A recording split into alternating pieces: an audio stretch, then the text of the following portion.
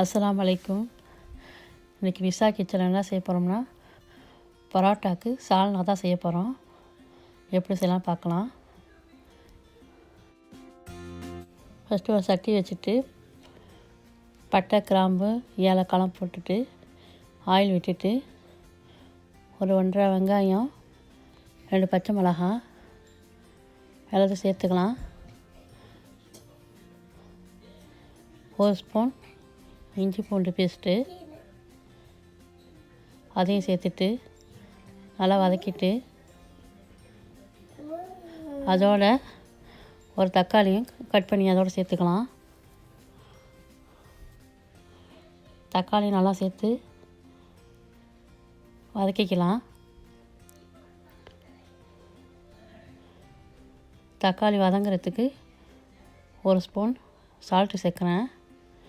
Salt சேர்த்தா சீக்கிரம் தக்காளி வதங்கிடும். 1 ஸ்பூன் சில்லி பவுட்ரு சேர்க்குறேன். அவங்க காரத்துக்கு தகுந்த மாதிரி மிளகாத்தூள் சேர்த்துங்க. 1/2 ஸ்பூன் மஞ்சள்தூள், கரம் மசாலா 1 ஸ்பூன், மல்லித்தூள் 1/2 ஸ்பூன் எல்லாத்தையும் சேர்த்து நல்லா கலந்துட்டு கொஞ்சம் தண்ணி ஊற்றி கொதிக்க வச்சுக்கலாம். மசாலா வாடையெல்லாம் போகிறதுக்கு மூடி போட்டு கொதிக்க வைக்கலாம்.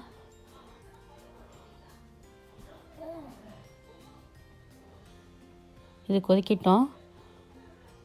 அதுக்கு தேவையான 4 கீத்து தேங்காவையும் வேர்க்கடலையும் கொஞ்சோண்டு 2 டேபிள் ஸ்பூன் வேர்க்கடலையும் சேர்த்து இது மாதிரி மிக்சியில் அரைச்சி வச்சுக்கிறேன்.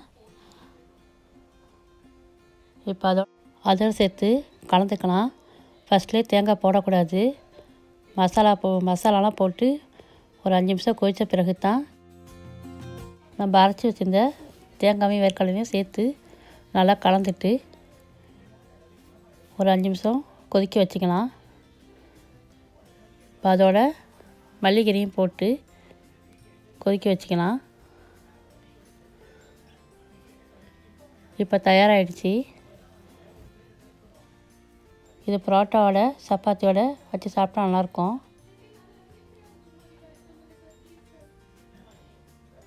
நீங்களும் இது மாதிரி செஞ்சு பாருங்கள்.